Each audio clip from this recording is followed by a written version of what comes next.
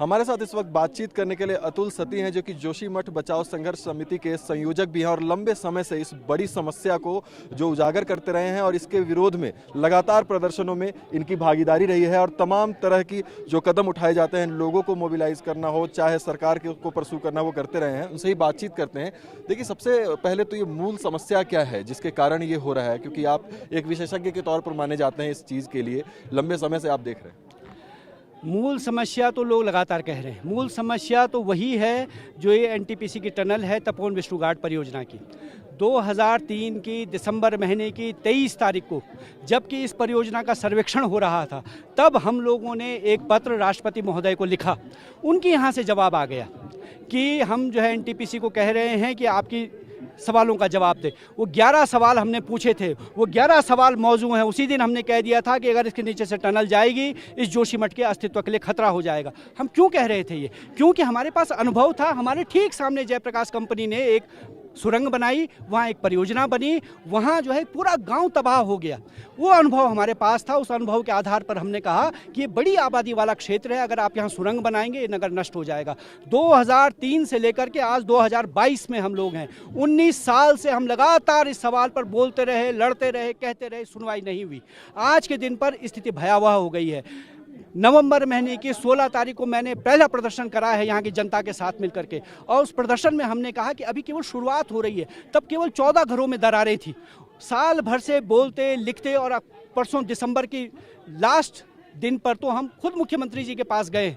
मुख्यमंत्री जी ने सुनने की जहमत नहीं उठाई। 40 सेकंड में उनको बोलता रहा, 40 सेकंड में वो आधा सुन करके और निकल गए। हमारे साथ हमारे क्षेत्र के विधायक थे, कैबिनेट मंत्री वो रहे हैं, उनको बैठने के लिए नहीं कहा आपने। और जब उन्होंने पूछा मेरे दबाव देने पर कि मुख्यमंत्री साहब क्या हम रुकें या जाएं, मुख्यमंत्री ने कहा आप जाइए। एक बात बताइए, जो जल का रिसाव हो रहा है, पानी का जो रिसाव हो रहा है जमीन के नीचे से जो दरारों से, उसका स्रोत क्या है? वो पानी कहाँ से आ रहा है? अभी तो जो है तमाम वैज्ञानिक पहले इसको कह चुके हैं।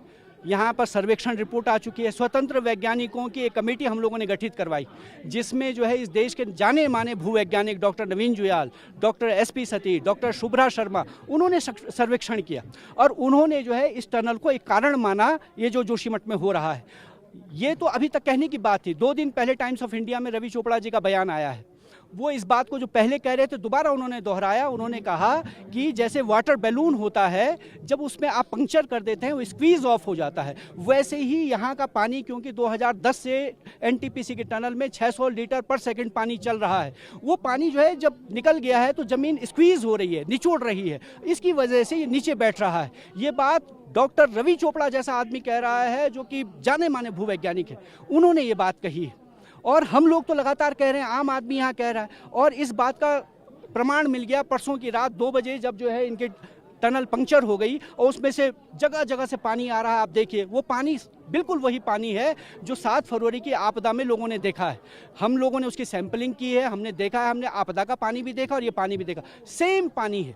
और लोग आरोप लगा रहे हैं कि लगातार जो है एनटीपीसी के टनल में विस्फोट किए जा रहे हैं, क्योंकि उनकी टीबीएम मशीन तो एक टनल में फंस गई है। अब वो एक बाईपास टनल बना रहे हैं, उसको बनाने के लिए लगातार विस्फोट हो रहे हैं, और जब जब वो विस्फोट करते हैं तब यहाँ धरती फटती है। समस्या का समाधान के बारे में अगर हम बात करें तो क्या हो सकता है, उसके बारे में बताएं पॉइंट टू पॉइंट। समस्या के समाधान को लेकर के आज से 1.5 हफ्ता पहले यहाँ के जो आपदा प्रबंधन के सचिव हैं उनको मैंने विस्तृत पत्र लिखा।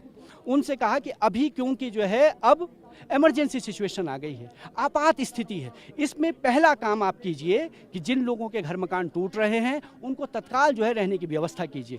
जिन लोगों को विस्थापित करना है उनको विस्थापित कीजिए। जिन लोगों को आप जो है शिफ्ट कर रहे हैं उनको तत्काल अहेतुक राशि दीजिए, कम से कम 10,000 रुपये दीजिए। ठंड का मौसम है, आदमी अपने बिस्तरा, खाने पीने की व्यवस्था कर सके। उसके बाद आप लॉन्ग टर्म में जो है, हमने उनको सुझाव दिया कि जोशीमठ में 4 जगह ऐसी हैं, ये फल संरक्षण की भूमि है, इसके ऊपर दूसरी भूमि है 350 नाली, ये 100 नाली भूमि है, ऊपर वहाँ 500 नाली भूमि है। ये भूमि हमने बताया कि आप यहाँ जो है पहले तो ये कीजिए कि स्थायी निर्माण को तत्काल बंद कीजिए, एनटीपीसी के सुरंग का काम बंद कीजिए, नीचे बाईपास टनल बंद कीजिए, बाईपास जो बन रहा है उसे बंद कीजिए, और जो ये जगह हम चिन्हित किए हैं आपको, इन जगहों पर आप जो है प्री फैब निर्माण करवा करके लोगों को वहाँ बसाने की प्रक्रिया चालू कीजिए।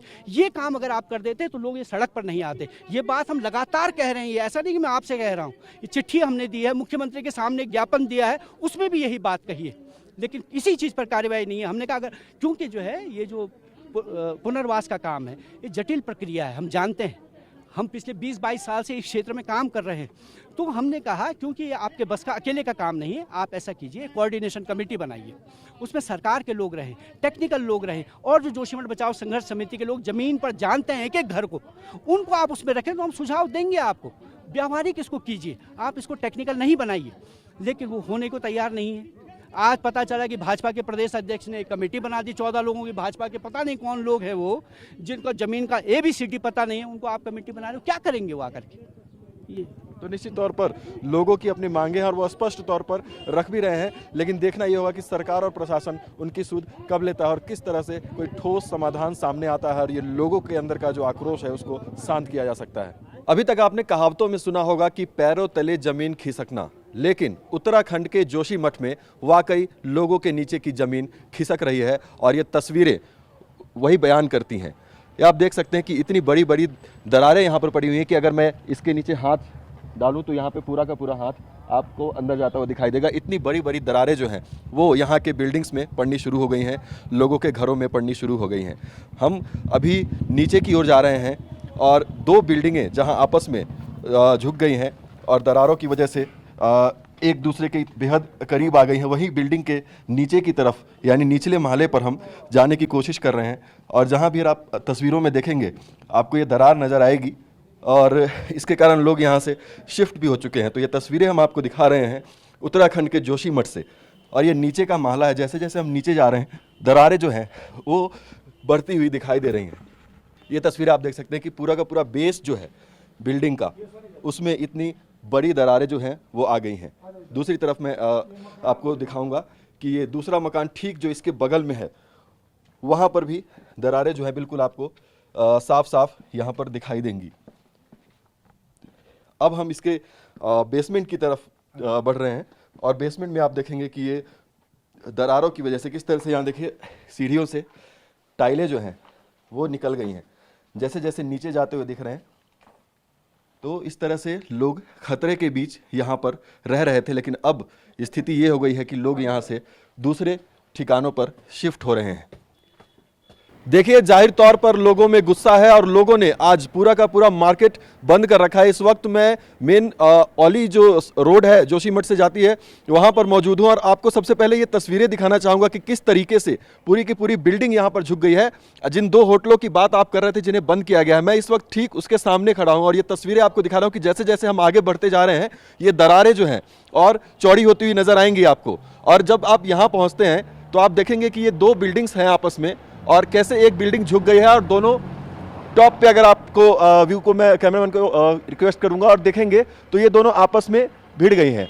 ये दोनों यहाँ के होटल थे और इसके जो मालिक हैं यहीं पर नीचे उनका आवास है और उसको भी बंद कर दिया गया है। सड़क पे भी आपको दरारें जो हैं वो साफ दिखाई देंगी। सामने भी ये एक होटल है और उस पर भी आप दरारें देख सकते हैं कि किस तरीके से ज़मीन खिसकने की वजह से ये दरारें यहाँ पर पड़ी हैं। लोगों में जाहिर तौर पर बहुत चिंता है इस बात को लेकर कि जितनी मेहनत से वह एक आशियाना खड़ा करते हैं, एक बिल्डिंग उनके आमदनी का स्रोत होता है। और दूसरी तरफ हम एक और तस्वीर आपको दिखाना चाहेंगे कि लोग यहाँ से किस तरह से शिफ्ट कर रहे हैं।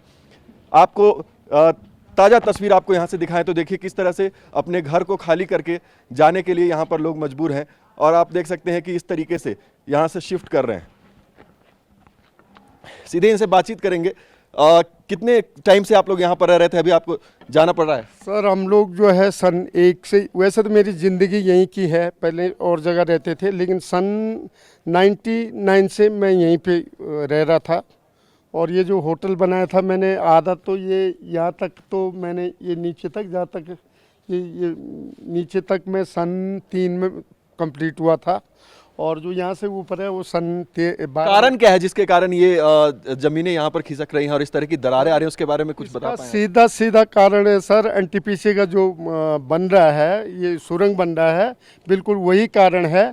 क्योंकि पहले भी यहाँ की बिल्कुल पानी प्रभावित हुई थी, तो हम लोगों ने आंदोलन किया, जोशीमठ के सारे लोगों ने आंदोलन किया और उसके बाद जो है उन्होंने कबूल किया कि हमारे वजह से जो है पानी खराब हो गया। उन्होंने 17 करोड़ यहाँ के पेयजल योजना के लिए दिया था और वो जल निगम जल संस्थान को ट्रांसफ़र हुए थे उनके पैसे, तो वो कबूल करते हैं कि हमारे वजह से ये गड़बड़ हुआ है। बहरहाल आपको कहाँ पर ये शिफ्ट किया जा रहा है उसके बारे में? सर ये अपने दोस्तों का घर है, अपने रिश्तेदारों का घर है, उनके घर में एक एक कमरा सब दे रहे हैं, तो कहीं कुछ शिफ्ट हो रहा, कहीं कुछ शिफ्ट हो रहा।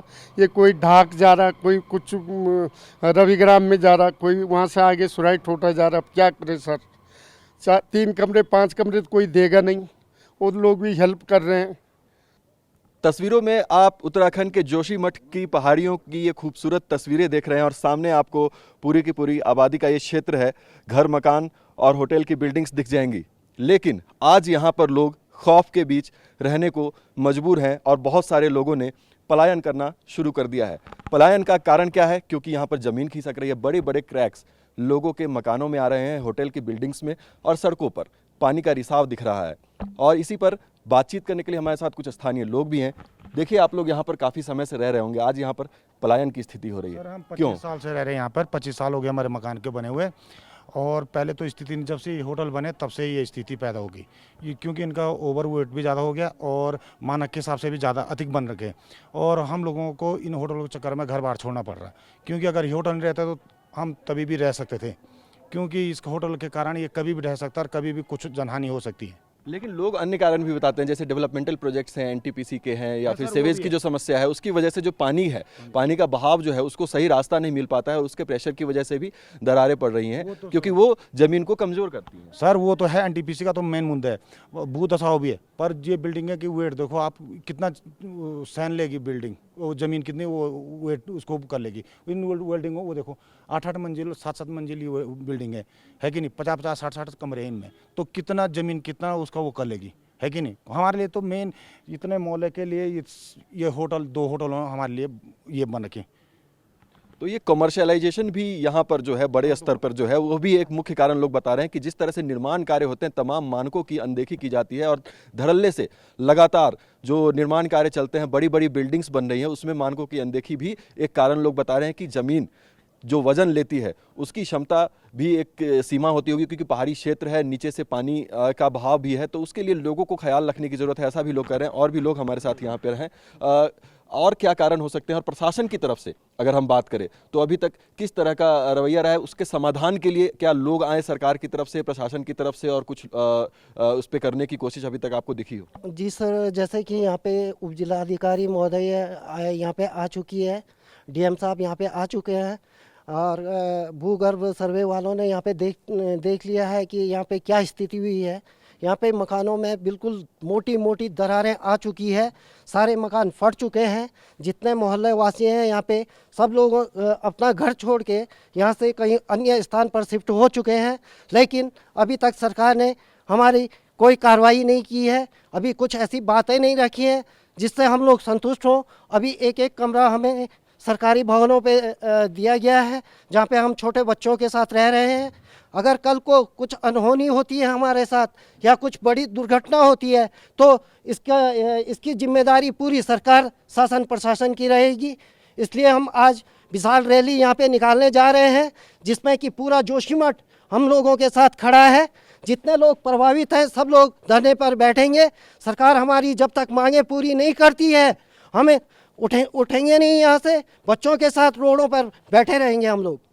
तो देखिए, जाहिर तौर पर लोगों में एक गुस्सा दिख रहा है। इनका कहना है शासन प्रशासन की तरफ से जो मौका है उसका सर्वे ज़रूर किया गया है, घरों पर आकर जो अधिकारी हैं तमाम उन्होंने जायजा ज़रूर लिया है, लेकिन सरकार की तरफ से कोई ऐसा ठोस आश्वासन या फिर मदद जो कहते हैं, सिवाय इसके कि 1 कमरा 2 कमरा लोगों को अलॉट कर दिया गया है सरकारी कुछ भवनों में और अन्य स्थानों पर, उसके अलावा जो है कोई मजबूत कदम सरकार की तरफ से अभी देखने को नहीं मिले। हालांकि हमें ये भी खबर आ रही कि मुख्यमंत्री खुद भी जोशीमठ का दौरा करने के लिए आ सकते हैं और आज तमाम एक्सपर्ट्स की टीम भी यहाँ पर पहुंचने वाली है। लेकिन लोगों के अंदर जो गुस्सा है वो लगातार बढ़ रहा है और इसीलिए आज यहाँ पर एक बड़ा विरोध प्रदर्शन रैली भी लोग निकालने वाले हैं। तो जोशीमठ के लिए निश्चित रूप से एक चिंता का विषय है। यहाँ के लोग जो हैं वो डर के साये में जी रहे हैं और पलायन यहाँ से लगातार जारी है। इस तमाम तस्वीरों को हम लगातार आपको TV9 भारतवर्ष पर दिखाते रहेंगे। कैमरा पर्सन गंगा के साथ TV9 भारतवर्ष के लिए उत्तराखंड जोशीमठ से मैं अभिजीत ठाकुर।